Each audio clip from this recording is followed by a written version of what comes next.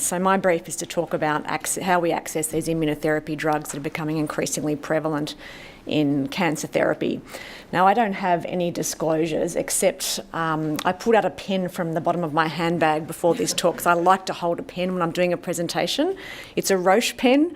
It's a miracle it still works. It's probably quite old. It doesn't reflect any biases on my behalf. Pure coincidence.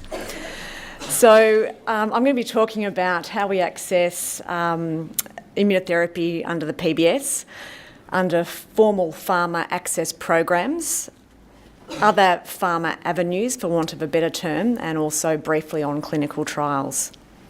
So let's start with the easy aspect.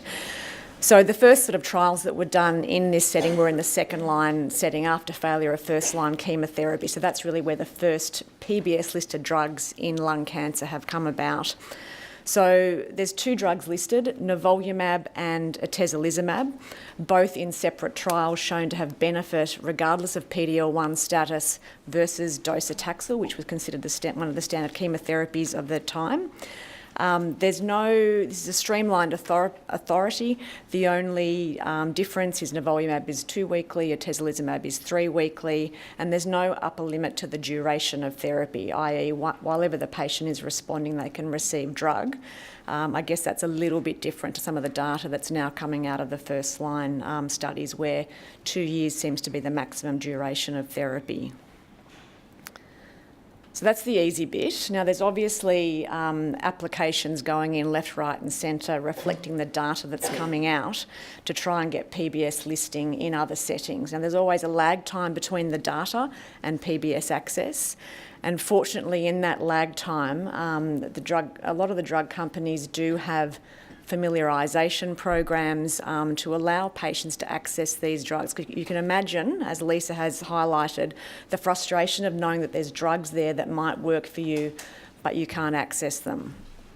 So we'll go to the first line setting. As Ken mentioned, we are liking to give immune therapy earlier in the disease trajectory now, and the data is certainly supporting this. And this is where Prue's talk about PD-L1 staining is very relevant because at the moment the 50% seems to be the cut-off mark that allows us to do certain things. Ken spoke about a lot of different potential biomarkers. PD-L1 is the only one in clinical practice at the moment. So we'll start with PD-L1 patients We'll start with patients whose tumours express PD-L1 at either equal to or greater than 50%. And Merck has got a familiarisation program for pembrolizumab. Now we know that this is a positive study versus platinum-based chemotherapy and overall survival benefit in patients whose tumours were PD-L1 50% or more positive. So this is a program where clinicians can register on the website. Patients with metastatic disease that have not had previous treatment are eligible. They can't have had EGFR mutations or ALK rearrangements, and that's just reflecting, as Ken mentioned, with a thought to be that there's resistance in those patients. The catch is that clinicians can register 10 patients in total on the program, and that covers our public and our private patients. This is where having registrars in the hospital setting can be useful because they can also register and have 10 patients as well. So encourage people to utilise their registrars. So as I mentioned, because of this reflects the trial data in that Keytruda will be supplied free of charge while patients are responding, but up to a maximum of 2 years or 35 cycles of therapy. And obviously, Merck are seeking PBS listing for this indication, but this is where we're at the moment. So what about if you are less than 50% positive? There's certainly data for using immune therapy in this setting. The data is really more in combination with chemotherapy and other agents as opposed to monotherapy. As Ken mentioned, some data for combined checkpoint inhibition using tumour mutational burden as a marker. I will stress this is not at all an access program, but this comes out of a trial that was presented at ASCO this year and subsequently published in the New England Journal, utilising carboplatin and paclitaxel and bevacizumab, which I guess would probably be considered standard of care in the US, not in Australia, and comparing it to the addition of atezolizumab. Now, this is only relevant for the non-squamous patients because we know we don't use bevacizumab in the squamous cell patients, and this is first-line therapy. Interestingly, this study also allowed patients with EGFR mutations and ALK rearrangements, and about 14% of the patients in this study had those genetic abnormalities, but they were eligible after they had exhausted their tyrosine kinase inhibitor options. And this was a positive study, so a benefit with the so-called quadruple therapy over carboplatin, paclitaxel and bevacizumab alone. So at the moment, this is the only possible way that we can access first-line immunotherapy for patients that have less than 50% PD-L1 positivity. There's no guarantees about this. It's a case-by-case basis application to Kevin in this instance. And look, I know that when I presented this data at our journal club, there was a sharp intake of breath. Quadruple therapy for some of our metastatic lung cancer patients seems like that might be a fairly toxic regimen. And I suppose we haven't got the experience with bevacizumab because it's never been PBS listed in Australia. But I think for well patients, and obviously in discussion with your patients about what the potential toxicities are, I think this is a reasonable thing to consider, but again, stressing this is not an access program. We'll move on to out of the metastatic arena into the stage 3 data. So it's unresectable stage 3 non-small cell lung cancer. We've traditionally treated them with chemoradiotherapy, and the Pacific data, whose overall survival data was presented at World Lung recently, published in the New England Journal, has shown a benefit for maintenance immunotherapy with durvalumab. So durvalumab is given every 2 weeks for 12 months for those patients that have not progressed or cancer has not got worse after 6 weeks of chemoradiotherapy. And that showed a very impressive survival benefit. Now that at the moment is not PBS listed. This is fairly fresh data that's come, fresh overall survival data. The progression-free survival data came out last year. But there is a program for accessing this at the moment as well. And this is AstraZeneca that's involved in this program, but the actual program is being administered by a company called Clinigen, and I've listed the email there. Lisa is the MSL for AstraZeneca. Alternatively, she's a point of contact for accessing this drug.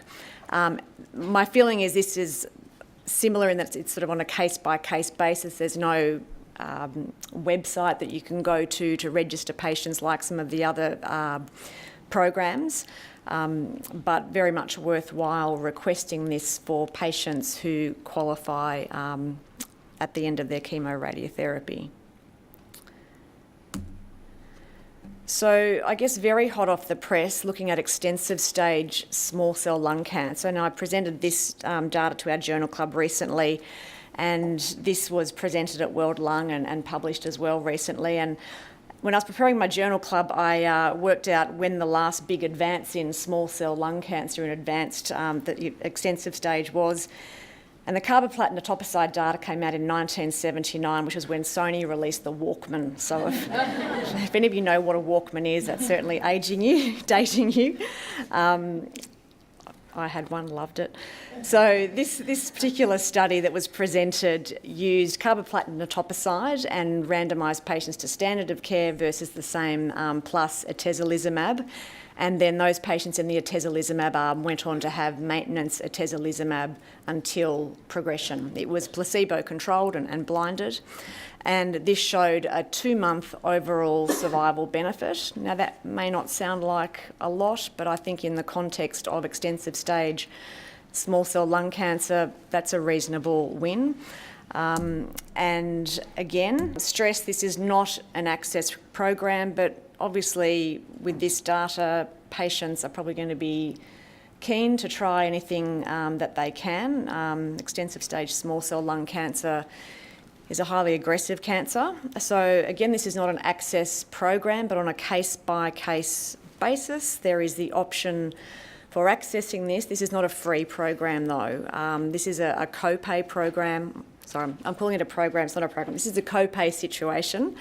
So it's patient or hospital pays for 2 doses. Roche will pay for the 3rd dose. Now, it's flat dosing at 1,200 milligrams. A vial is 1,200 milligrams, so $7,500 a cycle.